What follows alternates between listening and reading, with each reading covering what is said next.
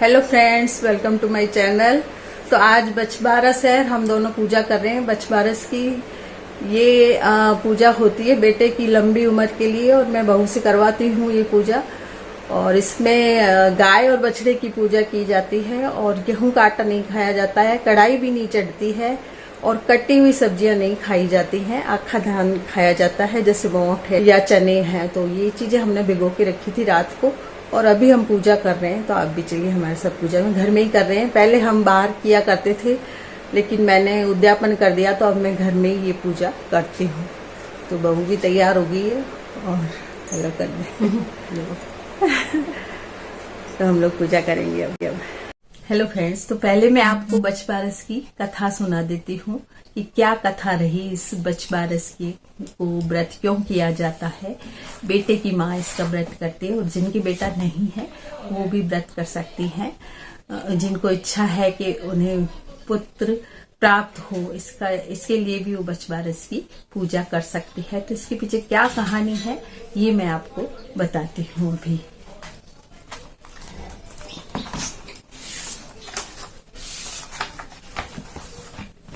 तो बछबारस माता की कहानी। बछबारस के दिन विवाहित महिलाएं पुत्र प्राप्ति और जिनके पुत्र है तो उसकी मंगल कामना के लिए व्रत करती हैं।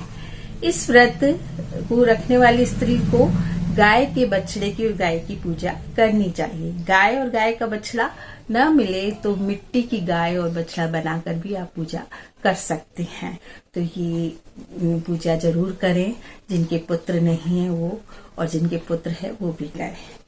तो जन्माष्टमी के बाद जो भाद्रपद में बारस आती है, द्वादशी आती है, उस दिन ये व्रत किया जाता है। उसे बछबारस का व्रत कहा जाता है या बछबारस का पर्व कहा जाता है। तो बछबारस की जो कहानी है वो मैं आपको बता रही हूँ।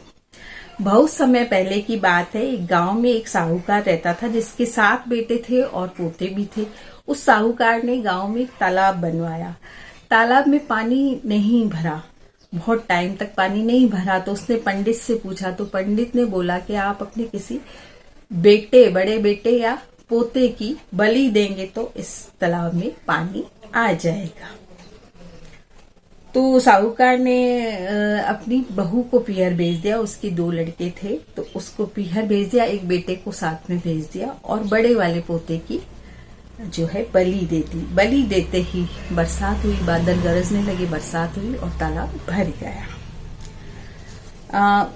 अब साहूकार ने सोचा कि जब तालाब भर गया है तो उसका सारा परिवार पूजा करे। बहू को बुलाया नहीं, बहू बेचारी बिना बुलाए ही आ गई। उसने सोचा कि चलो घर में इतना बड़ा पर्व है तो मैं चली जाती हूँ। तो बहू भी आ गई। अब साहूकार अपनी जो दासी थी उससे कह के गया कि गेहूंला मतलब पका लेना। गेहूंला दासी समझी नहीं कि गेहूंला क्या होता है।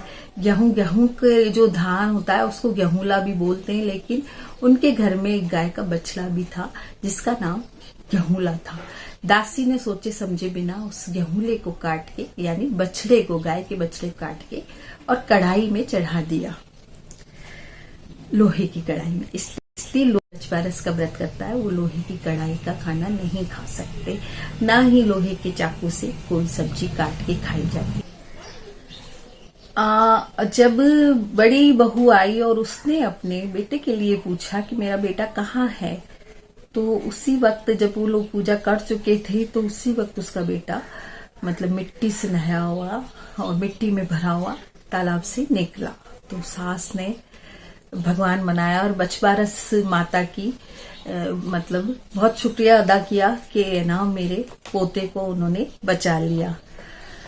लेकिन यहाँ एक बात फिर हो गई कि बछड़े को दासी ने बना दिया तो एक पाप उनसे और हो गया। जब घर पहुंचे तो दासी ने बछड़े को पका दिया था और लोहे की कढ़ाई में पकाया था। साहूकार ने कहा बछड़ा कहाँ है, तो दासी बोली कि आपने ही तो कहा था कि गेहूंला को पका लूं।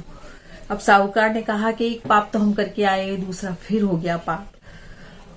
बछड़ा को मतलब पका दिया इसने तो फिर एक पाप हो गया था। तो फिर क्या हुआ कि बछड़े को साहूकार ने वापस मिट्टी में दबा दिया तो जैसा कि कहते हैं कि गाय वगैरह 5 बजे आती हैं, मतलब घास वास चर के, तो वापस गाय आ रही थी तो वो अपने बछड़े को ढूंढने लगी। तो बछड़ा उसी वक्त जिंदा होके निकल गया मिट्टी में से। तो गाय उसको चाटने लगी, प्यार करने लगी।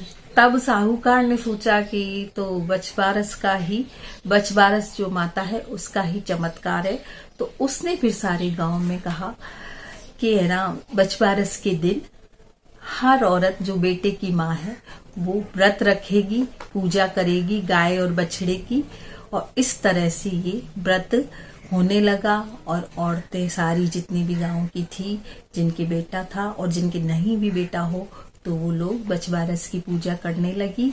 और गाय और बछड़े की पूजा की जाती है। बाजरी के जो पिंडे होते हैं, या आप गोले बोले या क्या हम लोग पिंडे बोलते हैं, वो बाजरी के पिंडे दिए जाते हैं। क्योंकि गेहूंला को बना दिया था कढ़ाई में, तो फिर गेहूं का आटा यूज करते हैं और न गेहूं से बनी कोई चीज खाते हैं और न कढ़ाई में बनी हुई कोई भी चीज खाते हैं। लोहे की कढ़ाई और लोहे का चाकू यूज नहीं करती हैं औरतें। तो ऐसा खाना खाया जाता है जैसे मोठ हुआ या फिर चने हुए, ये चीज खाते हैं। तो रात को इसको भिगो देते हैं और सुबह फिर चाहे तो आप पीतल की कढ़ाई में बनाएं, लोहे की कढ़ाई में इस चीज को नहीं बनाया जाता है। और बाजरे की रोटी भी उसमें ना बनाए, तवे में कढ़ाई में बनाएं। तो इस तरह से 5 बजे से पहले खा लिया जाता है ये खाना। जब तक गायों के आने का टाइम होता है तब तक ये खाना 5 बजे से पहले खा लिया जाता है।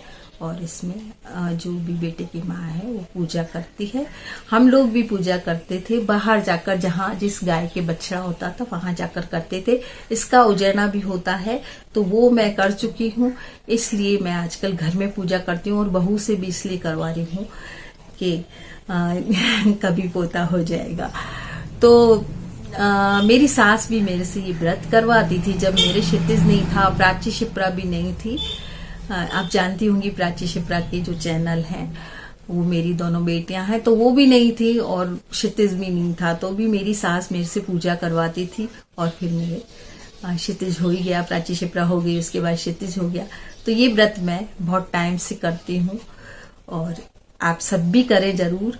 जिनके पुत्र नहीं है उन्हें पुत्र प्राप्ति होगी और जिनके पुत्र हैं उनके मतलब पुत्र की लंबी उम्र होगी। तो आपको कहानी कैसी लगी?